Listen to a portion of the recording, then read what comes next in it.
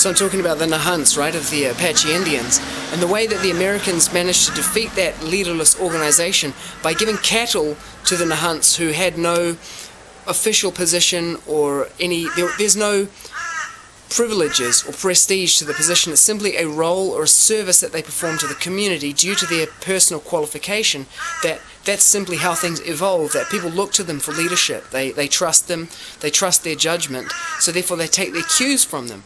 But what the Americans did is they gave cattle to these people, which then converted that role or function in society that they performed as a service into a position or a post with prestige, privilege, power, all these type of things, and material facilities. What happened as a result was that people started to argue over territory. They're fighting. Politics entered into the whole thing, and so therefore the thing turned into a centralized, it coagulated into a centralized system, and then the Americans were easily able to defeat it.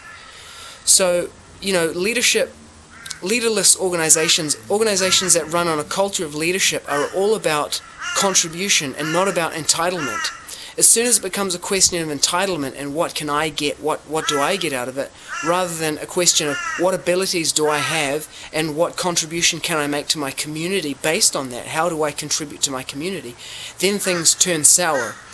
And it was thinking of this, we did the auditing, the accounts for Atma Yoga for the past year. We're a non-profit organization, and we have to render accounts, you know, to the state government every year to account for our non-profit status. So when we did the calculations, we found out that over the entire year, we didn't even collect the rent for the facility, what to speak of any operating expenses. We're all volunteers who work there, and nobody gets paid anything, and there's nothing for anyone to get paid with. In fact, we have to, rather than getting anything out of it, we have to continually put in order to keep the place running. So it really is a culture of contribution rather than one of entitlement, and that's a good thing, because if we did actually make a profit, then the question then becomes, who gets the profit? Where does the profit go? How do we decide how the profit is spent, and who makes that decision? And then you see things start to change subtly. And it's very good because if you have a program that doesn't make any money, nobody's going to want to take it over. The program is meant for making devotees. It's meant for helping people to, you know, come into contact with spiritual practices and processes and to develop in that. It's not meant for making money. When things start to become a business and about making money, then suddenly, you know, everyone wants a piece of the action. But if it's a question of paying money, the only people who are going to want to be involved in that are those who actually value the mission over making money. Whereas if the whole thing was making money, suddenly it becomes a target, you know, to be raided by people who are perhaps looking for other things out of an organization. So it's very good the way that it runs. It's very healthy for it to not make a profit.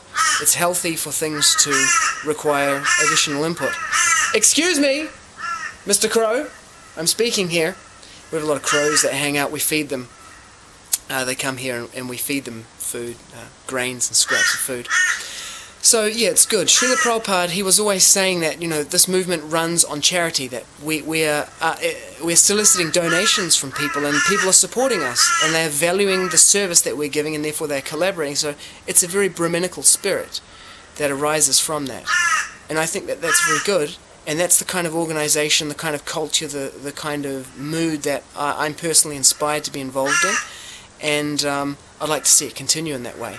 So yeah, that's a little bit about this book that I read, The Starfish and the Spider, The Unstoppable Power of Leaderless Organizations.